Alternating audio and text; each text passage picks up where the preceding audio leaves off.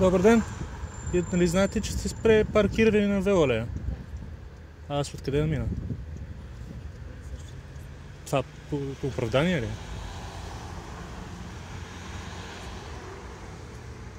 Там има паркинг, госпожа. Няма проблем, аз ще викна органите на реда, те ще ви санкционират.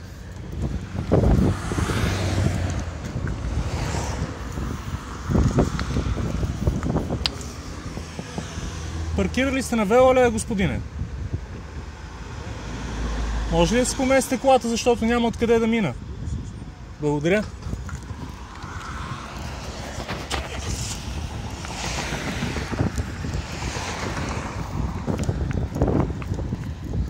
Добър ден! Паркирали сте на велолея? Така ли, че? Да. Аз няма откъде да мина с колелото. Вижте, има знак, има... Добре, коленци. Ето вижте там човека как паркира, може да помести само колата. Кога ще дойде шофьора? След малко ще идва. Може ли да му се обадите, защото ще се обаждам на КАТ да дойдат? Как да паркираме? Е така, както паркира този човек.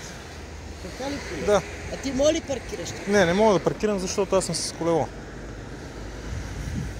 Обадете се на шофьора да дойде да помести. Не, да освободите велолеята. Въпреки че и тук е забранено да се паркира, но поне да не пречите на велосипедистите.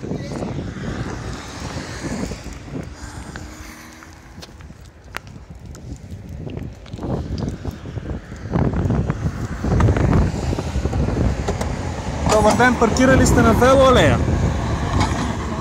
Може ли да си поместите колата, защото пречите? Благодаря. Благодаря.